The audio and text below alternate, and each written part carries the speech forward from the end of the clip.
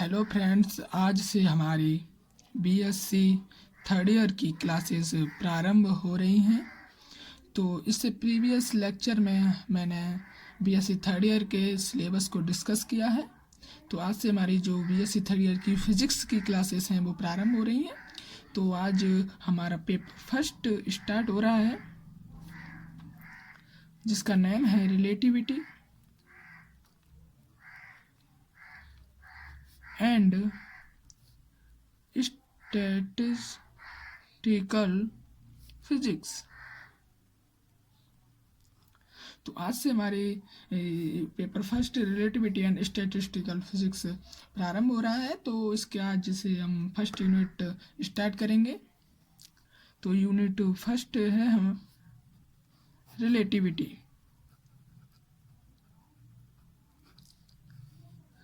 आज हम रिलेटिविटी के बारे में जानेंगे। तो जो रिलेटिविटी का जो कॉन्सेप्ट था वो सन 1905 में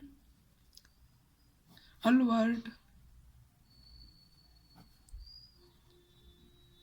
आइंस्टीन ने दिया था, और उन्होंने बताया था कि जो हमारे पास स्पेस टाइम एंड मास होता है, ये इन्हें बिना रिलेटिविटी के हम रिप्रेजेंट नहीं कर सकते हैं। अर्थात उन्होंने स्पेस टाइम एंड मास को रिलेटिव क्वांटिटी माना। बट जब जो न्यूटन की जो क्लासिकल मैकेनिक्स के अकॉर्डिंग न्यूटन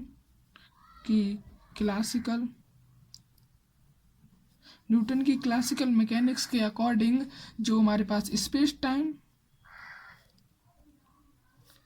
एंड मास को एब्सोल्यूट माना। कैसा माना? एब्सोल्यूट।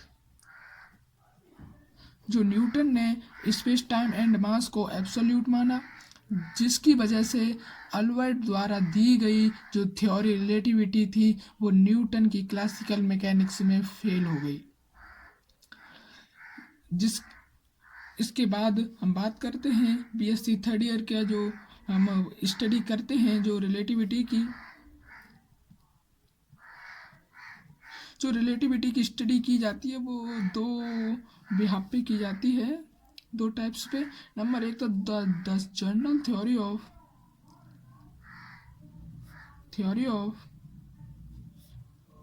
रिलेटिविटी, और दूसरी करते हैं द स्पेशल थ्योरी ऑफ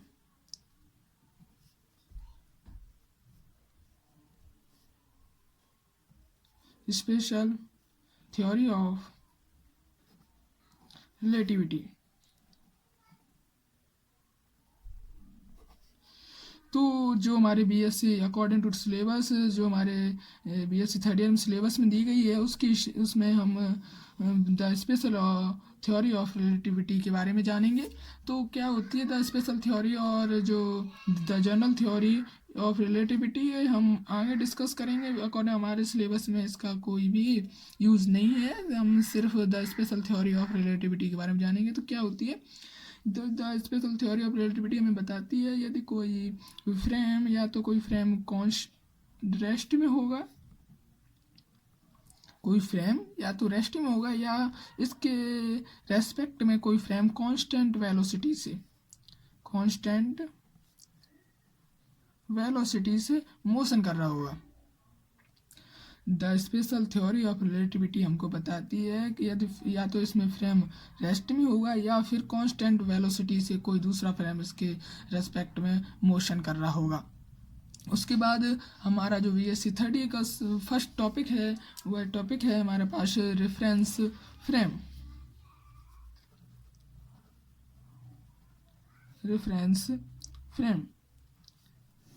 ये पूरी की पूरी unit the special theory of relativity पे बेस्ड है। तो हमारे दिमाग में ये इतना कॉन्सेप्ट होना चाहिए।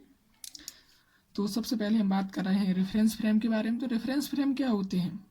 वे फ्रेम जो किसी पार्टिकल्स की मोशन या पोजीशंस को डिफाइन करते हैं रेफरेंस फ्रेम कहलाते हैं। या ऐसे कहें वो एक्सिस सिस्टम जिसके थ्रू किसी पार्टिकल्स की मोशंस या पोजीशंस को डिफाइन किया जाता है, उस फ्रेम्स को हम रेफरेंस फ्रेम कहते हैं। रेफरेंस फ्रेम हम डिफरेंस फ्रेम्स देखने पर किसी भी पार्टिकल्स की मोशन डिफरेंट हो सकती है। जैसे कि यदि हम ट्रेन में सफ़र कर रहे हैं, तो यदि हम ट्रेन में सफ़र कर रहे हैं और हम यहाँ बैठे हुए हैं, यदि हम यहाँ से अपना कोई एक कॉइन्स या कोई पार्टिकल्स नीचे थ्रो करें, तो वो जो हम थ्रो करते हैं तो हमको क्या दिखता है कि वो पार्टिकल स्ट्रेट लाइन में गया है। बट जब कोई उसे बाहर खड़ा दूर खड़ा ऑब्जर्वर उसे ऑब्जर्व करता है तो वो उसे इस टाइप्स का लगता है। जब इसे हम फुल करें तो ये हमको पाराबोला दिखाई देगा। इसके बाद इससे स्पष्ट होता है कि जो डिफरेंट फ्रेम से देखने पर हमें किसी भी पार्टिकल्स या किसी भी बॉडीज को डिफरेंट मोशन में पाया गया। उसके बाद हम बात करते हैं रेफरेंस फ्रेम। तो रेफरेंस फ्रेम की जो स्टडी की जाती है वो 2 टाइप से होता है। Reference frame number 1 inertial reference frame, और दूसरा हमारे पास non inertial reference frame. Non inertial reference frame. तो आज के लिए इतना ही। नेक्स्ट लेक्चर में हम इसके आगे की बात करेंगे। धन्यवाद।